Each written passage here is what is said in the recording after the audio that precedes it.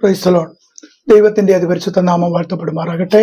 അഞ്ചാമത്തെ വാക്യത്തിൽ വായിക്കുമ്പോൾ കാണുവാൻ സാധിക്കുന്നത് കർത്താവായ യേശുക്രിസ്തുവിന്റെ വരവിനെ കുറിച്ച്, കർത്താവായ യേശുക്രിസ്തുവിന്റെ സ്വഭാവത്തെ കുറിച്ച് 3 തരത്തിലാണ് അവിടെ പറയപ്പെട്ടിരിക്കുന്നത്.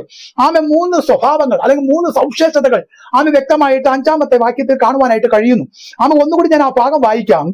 ആത്മാക്കളുടെ പക്കൽ നിന്നും വിശ്വസ്തത സാക്ഷിയും മരിച്ചവരിൽ ആദ്യജാതനും ഭൂരാജാക്കന്മാർക്ക് അധിപതിയുമായ യേശുക്രിസ്തുവിൽ നിന്ന് നിങ്ങൾക്ക് കൃപയും സമാധാനവും ഉണ്ടാകട്ടെ.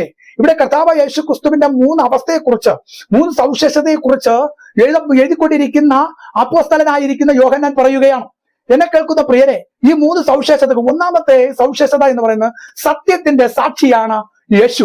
കാരണം മത്തായി സുവിശേഷത്തിൽ തന്നെ വായിക്കുമ്പോൾ കാണുവാൻ സാധിക്കുന്നു, ഞാൻ തന്നെ വഴിയും സത്യവും ജീവനുമാകുന്നു എന്ന് അവിടെ യേശുക്രിസ്തു തന്റെ ശുശ്രൂഷ വേളയിൽ പറയുന്നതായിട്ട് വചനം നമ്മെ വെളിപ്പെടുത്തുകയാണ്. രണ്ടാമത്തെ സവിശേഷത എന്ന് പറയുന്നത് മരിച്ചവരിൽ നിന്നും ഉയർത്തെഴുന്നേറ്റവൻ. മരിച്ചവരിൽ നിന്നും ഉയർത്തെഴുന്നേറ്റ ഒരു വ്യക്തിയെ ഉള്ളൂ, അത് കർത്താവായ യേശുക്രിസ്തു എന്ന് നമ്മൾ മനസ്സിലാക്കുന്നു. പലരെയും ദൈവം ഉയർപ്പിച്ചു. പ്രൈസലോ, കർത്താവായ യേശുക്രിസ്തു ഉയർത്തത് തനിയെയാണോ? അതുകൊണ്ടാണ് പറയുന്നത് മരിച്ചവരിൽ നിന്നും ഉയർത്തെഴുന്നേറ്റവൻ.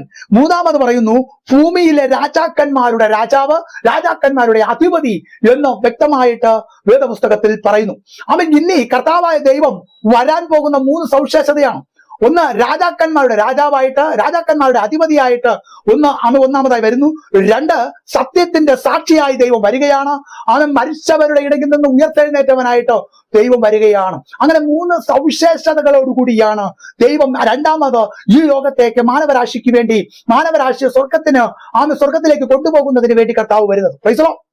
ആരംഭത്തിൽ ഒരു പ്രാവശ്യം വന്നു. അത് തേജസ് നഷ്ടപ്പെട്ട് താഴ്വരയിൽ കിടക്കുന്ന, ശാപത്തിന്റെ കുഴിയിൽ അകപ്പെട്ട് കിടക്കുന്ന, പാപത്തിന്റെ അഗാധകളിൽ അകപ്പെട്ട് കിടക്കുന്ന സകലത്തിനെയും മാനവരാശിയെ രക്ഷിക്കുന്നതിന് വേണ്ടി തിരുരക്തം ഈ ലോകത്തിന്റെ പാപപരിഹാരത്തിന് വേണ്ടി ഊറ്റിക്കൊടുക്കുവാൻ ഒന്നാമത് കൊല്ലുവാൻ നിൽക്കുന്ന ചെന്നായ്ക്കളുടെ മുമ്പിൽ കുഞ്ഞാടിനെ പോലെ വരുവാനിടയായി.